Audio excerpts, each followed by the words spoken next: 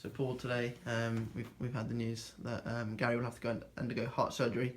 It's a very strange day, isn't it? Yeah, chairman for 20 odd years, and you never know what's around the corner. In fact, as we talk now, Gary is having his surgery. So we all wish him the best with that, and I'm sure that he'll come through that, and we'll be back as soon as he feels able to. But yeah, no, it's going to be a difficult time. Obviously, the timing is never great for things like this, but obviously, given the situation with 9 games to go, ideally it's not perfect for us. But I think the important thing is how we actually all react to it. If we all mope and look down in the mouth about it and woe is us, then obviously that's not a good reaction. So the way we've got to react is the way that Gary would want us to react, which is to pull together and actually do it for him. And I think now there's an additional incentive for the players to perform, and that is not just to do it for the club and to do it for themselves, but to do it for their manager, the manager who brought them all to this football club and believes in them. So they've now got to show belief in themselves and do it for Gary, and likewise the board and all the management team, who I know love the guy to bits, will all be doing our very, very best to make sure that we get some results together now which will speed Gary's recovery. With 9 games to go, still sort of in a relegation battle, as you call it, what would be your message to the fans who are kind of worried at this time? Well, yeah, I mean, I suppose we're worried after the last 2 results in any event, but then the results before that have been excellent. So, we go into Cambridge's game on Saturday, which is a really, really big game, 9 games to go, as you say.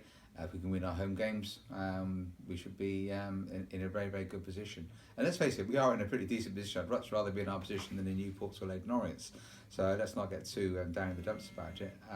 It was a disappointing result on Tuesday, but the message to the fans is you've got to stick with the team now even more.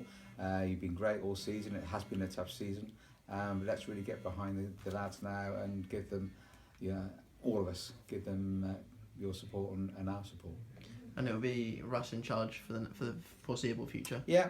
I mean, obviously Russell knows Cheltenham Town inside out. He knows his squad inside out, and the management team. It's a team effort. Obviously, Russell will be taking the brunt of it on his shoulders.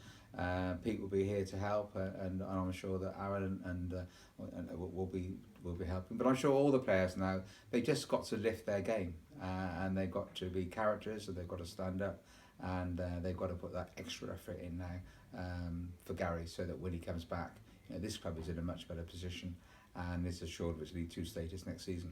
I suppose on days like this you realise that there are maybe 1 or 2 things slightly more important than football. Yeah, and obviously our health is the most important thing that we have, and no one can have anything but admiration for Gary, the way he's handled himself.